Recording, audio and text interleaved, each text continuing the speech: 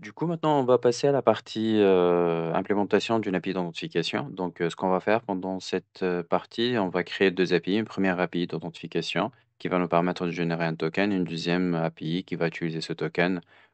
Ce sera une API simple du CRUD où on va tout simplement, rajouter quelques actions et essayer de sécuriser ces actions-là avec un token. On va utiliser Auth0 comme preuve d'identification. Donc, je vais commencer par vous montrer comment on peut créer une application, rajouter l'API. Après, bien sûr, comment on va créer notre minimal API et utiliser cela. Donc, Auth0, c'est très simple à mettre en place. Bien sûr, aujourd'hui, l'approche que je suis en train d'utiliser, c'est pas la bonne approche dans le cas où j'ai une application web classique avec du Angular, pardon, pas .NET, mais Vue ou même .NET aussi, hein, ou une application mobile. D'une manière générale, si vous allez utiliser un provider d'identification, ce que vous allez faire, c'est que vous allez utiliser, par exemple, les interfaces par défaut. Si on utilise par exemple Azure AD comme provider d'identification, donc il suffit juste d'intégrer cette partie au niveau de mon application front. Et derrière, en fait, je me connecte et la partie front, elle va me retourner par exemple, pardon, Azure AD va me retourner un token et je vais utiliser ce token pour tous mes API. Et normalement, je rajoute juste la couche sécurité au niveau des API. Moi, ce que je vais essayer de simuler ici, c'est que je vais créer une API d'authentification. Cette API, elle va me permettre de faire un login via un login et mot de passe. Un username, je veux dire, et un mot de passe. Et derrière, en fait, cette API d'authentification, elle va me retourner quoi? Elle va me retourner un token et je vais utiliser ce token-là. Pourquoi je fais ça? Parce que, dans le cas où vous aurez besoin de faire cela ou si vous avez une communication entre 2 API ou dans notre cas de microservices, on va créer une API dédiée pour la partie authentification et cette API peut-être aujourd'hui elle utilisera de l'Auth0, demain peut-être on va utiliser de Identity Server, peu importe. Donc comme ça, on aura l'habitude de voir comment ça se passe et comment on peut procéder. Donc, l'approche, elle sera toujours comme d'hab, c'est-à-dire qu'on va, poser les questions à ChatGPT et derrière on va suivre les instructions nécessaires. Donc, là, ce qu'on va dire à ChatGPT, I want to use Auth0 to make, a minimal .NET API that can, uh, give me a token from, a post login method. On va tester cela. Vous constatez que je corrige jamais ce que je suis en train d'écrire. C'est une très mauvaise habitude, mais avec ce qu'on a en face, elle est capable de comprendre ce que je suis en train d'écrire. Donc, c'est à cause de ça, je prends pas beaucoup de temps à regarder ce que j'écris et je le corrige jamais. Et du coup, là, ce qu'il donne comme instruction, c'est que .NET New Web API, donc, et là, donc, dans cette Web API, je ne sais pas si elle a considéré le fait que j'écris Minimal API, mais on va voir. .NET Microsoft, donc GWT Reader, OK, d'après Authentication API. Et là, en fait, il a créé donc startup.cs ou programme.cs. Microsoft, OK, GWT, OK, très bien. Après, Builder, Authentication, Top, Add Build, Use Authentication, Use Authorization. Create a login endpoint. Donc là, il va nous créer une login endpoint et sous cette login endpoint, il va rajouter le client ID, client secret scope et tout le reste. Et derrière, en fait, .NET Run, il va le tester. Je vais lui dire stick to the minimal API, please. Donc, je vais dire qu'il reste seulement sur la partie minimal API.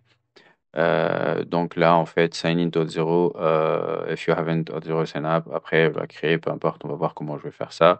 Après, authentication et là, donc là, voilà, tout simplement, toute cette partie-là. Je pense qu'il a oublié un petit truc, use setting.json. Euh, donc, use setting.json comme ça, for the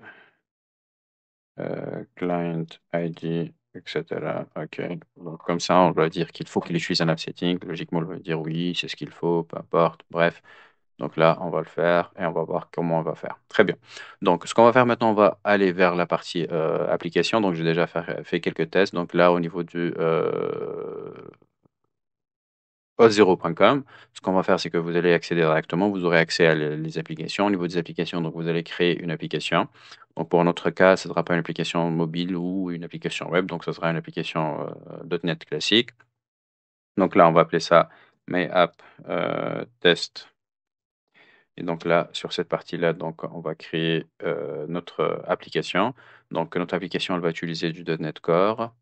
Et par la suite, en fait, bon, on va pas regarder le quick start, c'est pas grave, mais l'essentiel, on aura le domaine, on aura le client ID, client secret, tout le reste. Donc, ce qu'on va faire ici, c'est qu'on va rajouter quelques précisions. Là, donc, allowed callback URLs. Donc, on doit rajouter les URL pardon, donc les URL de callback et tout ce qui est en relation avec notre application qu'on va créer.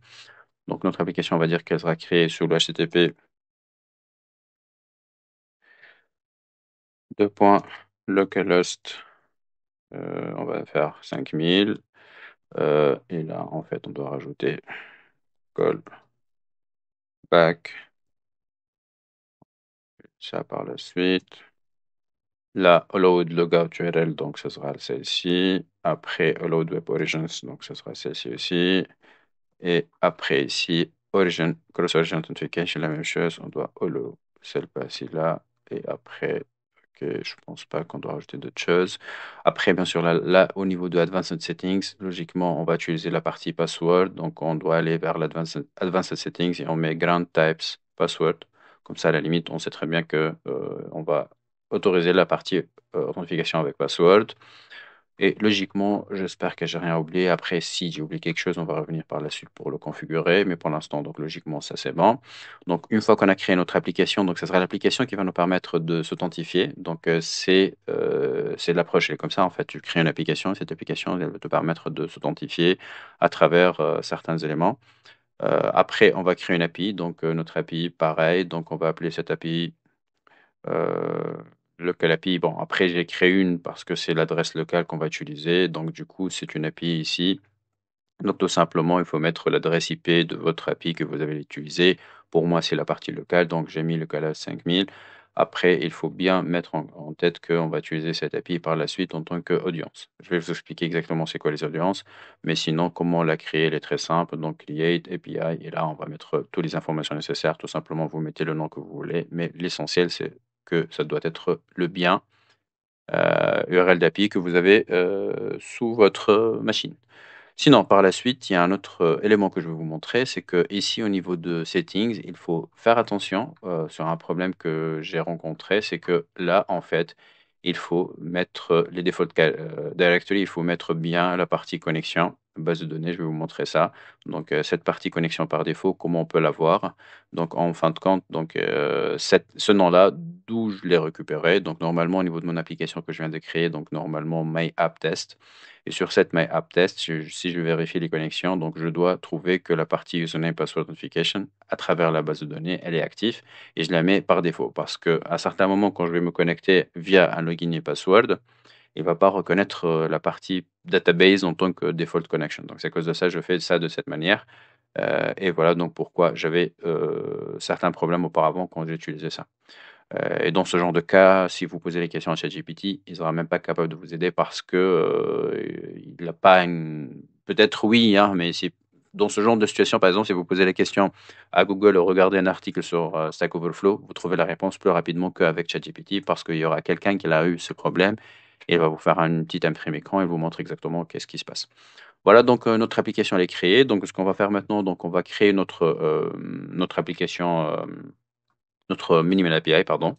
Donc, comme d'habitude, donc on va trouver notre WSL. Donc, on va ouvrir directement le Ubuntu 22.4, je ne sais plus exactement quelle version.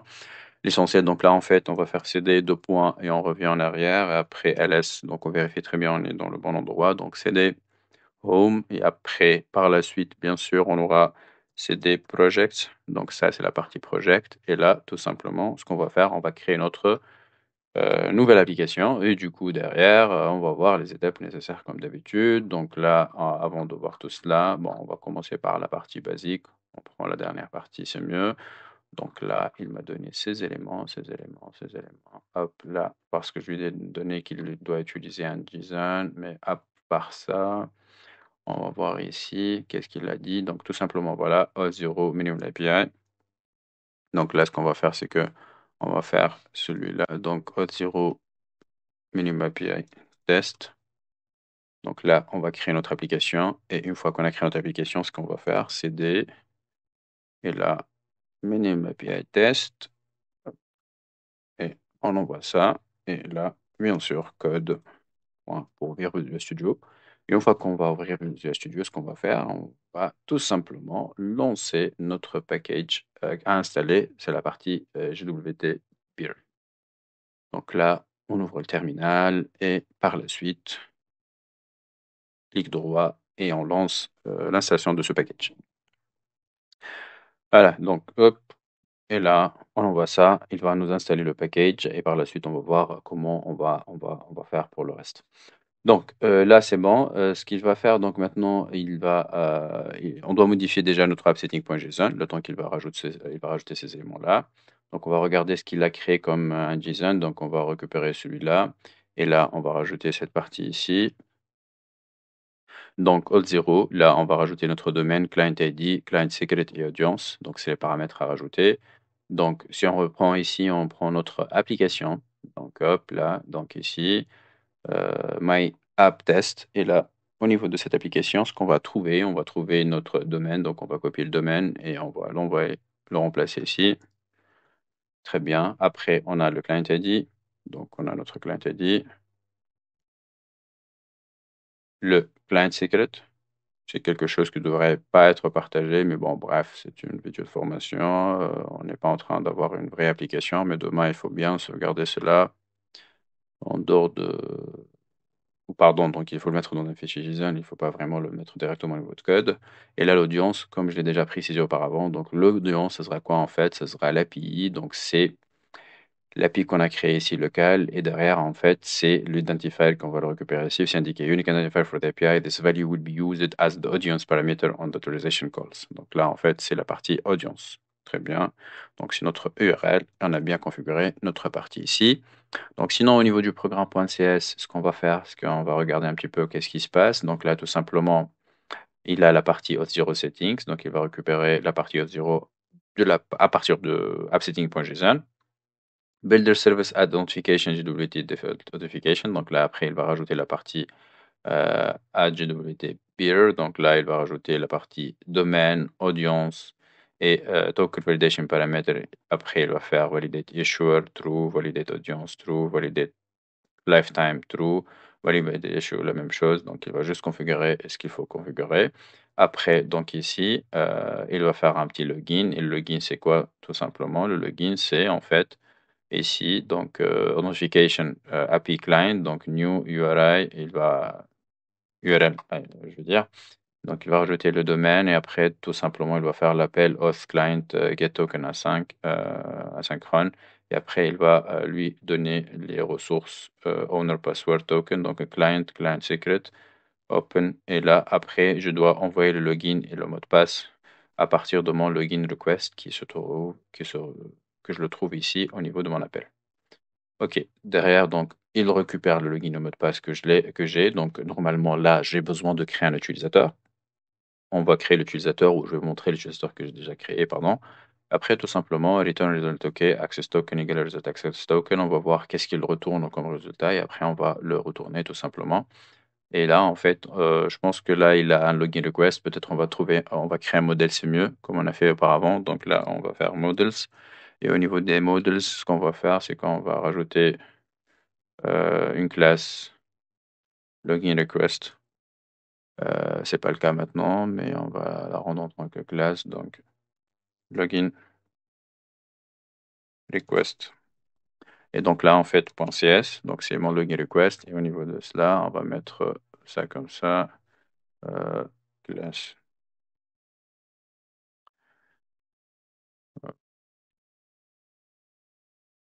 Et là, on va juste rajouter ces deux éléments-là. Hop.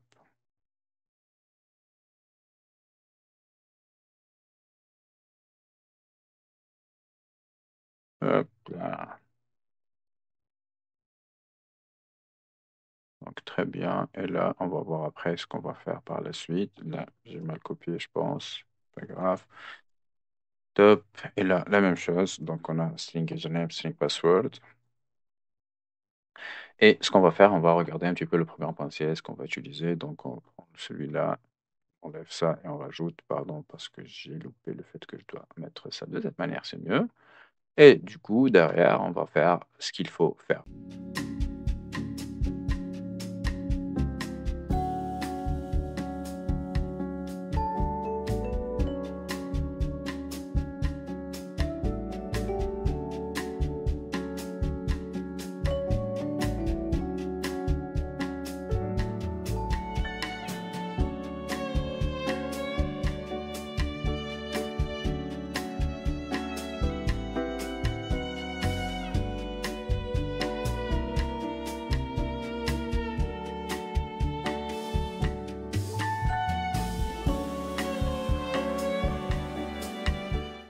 Et du coup, donc là, logiquement, j'ai tout mis en place. Ce qui reste tout simplement, c'est juste le login request était là. Très bien. Est-ce que là, j'ai bien mon élément? Donc là, hop, on enlève, on reste sur celui que j'ai déclaré auparavant. Donc là, c'est bon. Logiquement, donc j'ai tous les éléments nécessaires. Ce qui reste à faire maintenant, c'est de tester et faire un petit débugage. Sinon, donc tout simplement, je vais vous montrer un petit peu aussi la partie utilisateur. Donc là, au niveau des utilisateurs, ce qu'on a, on a tout simplement un utilisateur, hop là, donc user, et ce user-là, en fait, il a un login au mot de passe. Donc, ce qu'on va faire, c'est qu'on va lui changer son mot de passe. Donc, on va mettre ça. Je sais plus qu'est-ce que j'ai mis auparavant. Je l'ai enregistré, a priori. Mais on va mettre autre truc. Donc, on va mettre 1, 2, 3, 4, 5, 6. Là, 1, 2, 3, 4, 5, 6. Hop, save. Error password is too weak, donc on va mettre un vrai password 1, 2, 3, 4, 10. On va copier ça et on va mettre ça ici. Pas voulu. Ok, c'est pas grave. Password 1, 2, 3, 4, 10. Donc là, normalement, on a notre password, on l'update et là c'est bon. Très bien, donc ça on va l'utiliser dans notre appel. Et du coup là maintenant on va revenir sur VS Code et là. Logiquement, ce qu'on va faire, donc auth, bon, on utilise plein de choses qu'on n'avait pas besoin pour l'instant. Ok, donc ce que je vais faire, c'est que je vais mettre un petit point de débogage. Et je ne sais pas si j'ai oublié des étapes, mais on va découvrir ça rapidement. Donc vous voyez, donc tout simplement, là, j'ai juste fait F5. Là, on va faire ça. Donc il va faire appel à le débogueur. Et là, le débogage, il va me permettre de faire mon premier débogage. Après, on va ouvrir Thunder. Et sous Thunder, logiquement, je vais faire un petit localhost post. Je l'ai déjà, je pense. Bon, là, je vais juste passer cela. Hop, déjà, ça passe pas. Enable to find the required service. Please add all the required service by calling a service collection add authorization. Très bien. Donc ça, on va le corriger, c'est pas grave. Mais sinon, là, en fait, je vais mettre password 3, 4, 10. Donc ça sera ça après la simulation que je vais faire. Mais sinon, c'est quoi l'erreur du coup? Euh, C'était quoi? Ligne 34. Use Enable Authentication Middleware. Donc Use Authentication, Use Authorization. Et là, donc, qu'est-ce que j'ai oublié? Auth0 Settings, Get Section Auth0. Et là, Auth0 Domain. Après, Audience. Et là, OK, OK. Service add HTTP. Build Enable Authentication Middleware. Use Authorization. OK, Post. Et là derrière, en fait, on aura le login request. Très bien, donc je vais faire tout simplement un petit LAN, comme ça je récupère l'URL. Ok, CTRL-C, .NET LAN. On va voir déjà parce que j'ai pas très bien lu le message d'erreur. Consider adding the required modification. Donc là, System Build Operation able to find the required service, please add order. Ok, très bien. Donc là, ce qu'on va faire tout simplement, hein, comment c'est plus simple qu'avant. Là, faire ça. Dire, dis-nous, c'est quoi le problème? Donc là, hop, j'ai même pas besoin d'écrire quelque soit de plus. Là, bon, je vais voir qu'est-ce qu'il va dire. Donc tout simplement, the message you are seeing, unable to find the required service, please add all the required. Bon, in ASP.NET Core application to use authorization, you need to register add authorization service, even though you are primarily working with authentication authorization service are also necessary. Or maybe kind. Okay, solution, use authorization service in your program.cs or startup. Type add authorization service, donc modify your program.cs to include add authorization service before calling use authorization. Donc tout simplement c'est ça. Et là en fait où on doit rajouter add authorization, ce sera ici. Après on fait le build et après on fait le use authorization.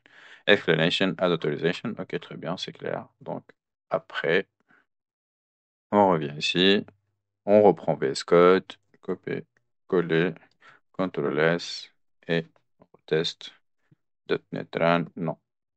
Le C parce que, encore une fois, il m'a rajouté cela que j'aime pas. Et là, maintenant, on va faire mettre run et on va voir est-ce que ça va tourner déjà ou pas. Donc, top, là, ça a marché, le port 50-50, j'ai pas trop aimé cela, donc ce que je vais faire, donc CTRL-C, parce que j'ai mis 5000, donc ce que je vais faire, c'est que je vais aller vers le offsetting.json, non, le launch.json, je veux dire, donc launch.json, ici, en fait, on va mettre 5000, et comme ça, en fait, on garantit que ça va se lancer sur le 5000. On ferme ça, après login, top, et là, F5. F5, comme ça, on peut déboguer. Et même si c'est sous WSL, donc on peut faire le débogage d'une manière très très facile. Donc Better Service Authentication, donc normalement F10, logiquement ça va, ça marche, ça passe. Donc là, c'est bon, il vient de lancer ça. Un handle exception occurred while... Bon, après, c'est pas ça vraiment le plus important. Ce qu'on va faire, c'est qu'on va faire juste notre petit login. Donc là, on va faire ça et on va faire le send. Et là, on va voir the metadata address of the authority must be HTTPS useless disabled the development by setting required metadata false. At Microsoft, tac, tac, tac, tac, tac. Donc là, et c'était quoi la réponse? Donc ça, c'est le JSON de l'appel, le header et le result, c'est donc internal server error.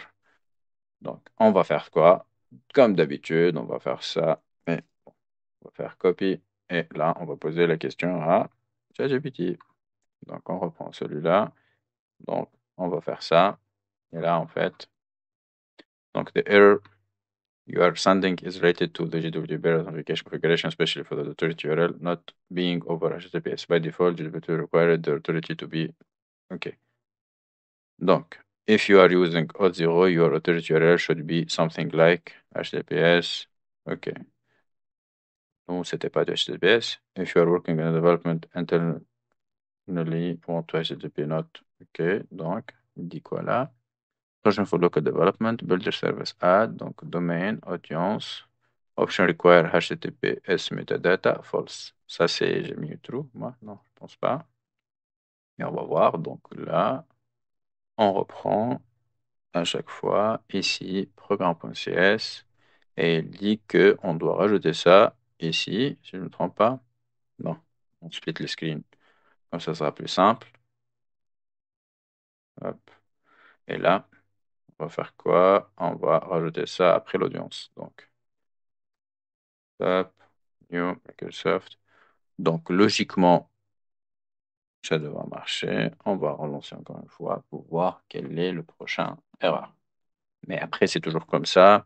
Je peux aussi modifier la vidéo ou éditer la vidéo pour que j'enlève tous ces problèmes, mais je les laisse exprès parce que je veux vraiment, à certains moments, vous montrer la facilité ou comment on est capable de résoudre certains problèmes.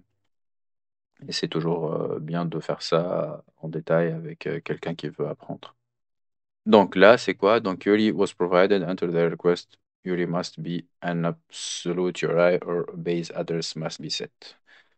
Donc, je vais voir pareil pour ce problème. C'est quoi le dossier? Comme ça.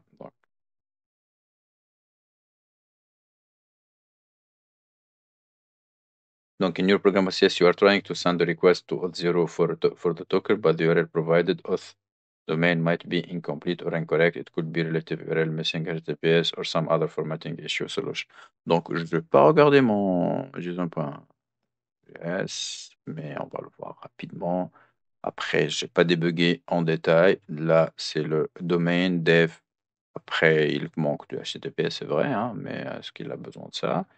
Ensure that. Après, oui. Donc, bon, peut-être c'est ça le problème. On va le faire. Et on va voir qu'est-ce que ça va donner en fin de compte. Donc là, on va faire ça comme ça. On arrête. Je ne sais pas si je relance. Il va prendre en considération ce que j'ai modifié. On va voir, c'est pas grave. Là, hop, très bien. Auth0, F10. Donc là, authority. Donc, c'est pas authority, c'était plutôt. On va aller voir ici, c'est pas grave.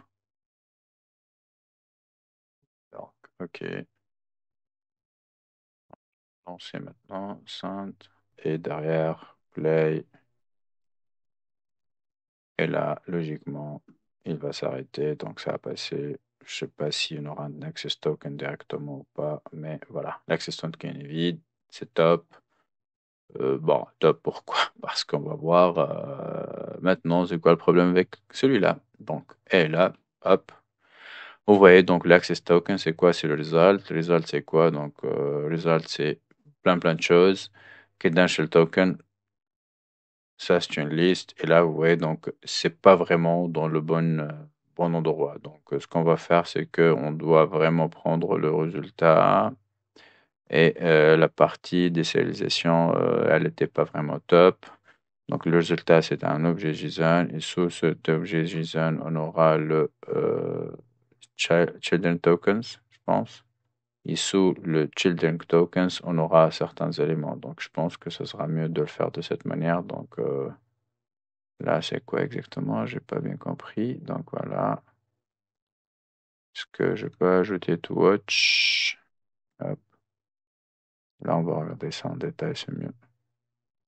Voilà, donc children token et sous la children token, on aura le J token. Mais pourquoi comme ça? Pourquoi je peux pas l'avoir directement comme variable ici? Non, bref, c'est pas grave. Donc, c'était quoi? Donc, le result response string. Bon, bref, ouais. Donc, parfois, on essaie de faire des choses qui sont pas top, hein. Donc, on va tout simplement retourner cela en tant que string pour l'instant. Et après, on va la modifier par la suite, c'est pas grave.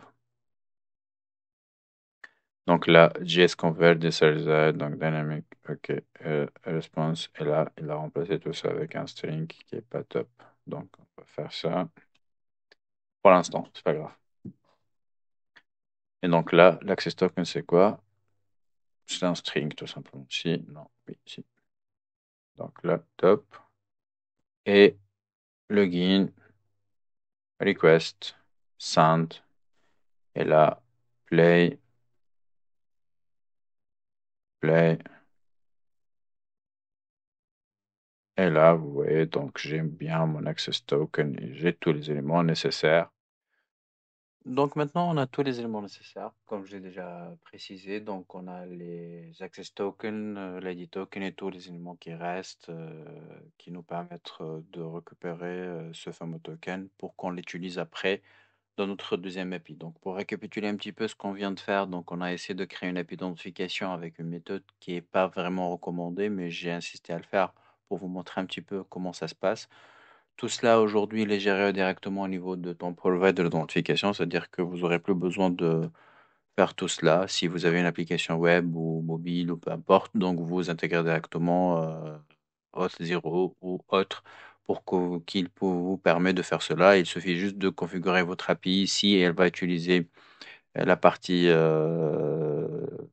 token qu'ils ont renvoyé ou récupéré à travers une interface front ou mobile d'une manière générale. Il y a tout ce qui est la gestion d'expiration de ces tokens, le refresh token, tout cela. Donc, c'est géré au niveau vraiment de la partie front. Et c'est rare, on utilise, bon, c'est rare, c'est-à-dire qu'aujourd'hui, dans notre cas, on ne va pas l'utiliser, mais dans d'autres cas, comme j'ai expliqué au départ, c'est quelque chose que vous êtes amené à le faire une fois dans votre vie. Donc du coup, maintenant, la prochaine étape, c'est le fait de mettre en place l'API de CRUD avec l'utilisation de ces tokens-là. Donc tout simplement, on va faire une simulation d'un login. Une fois qu'on en récupère ce login-là, pardon, on récupère ce token à travers ce login, on va le rajouter et via les middleware et via les appels qu'on va faire, on va rajouter ce token et on va l'utiliser. Ou je vais vous montrer, pardon, comment on peut sécuriser notre ou nos API d'une manière générale. Donc, je vous retrouve par la suite dans la prochaine vidéo.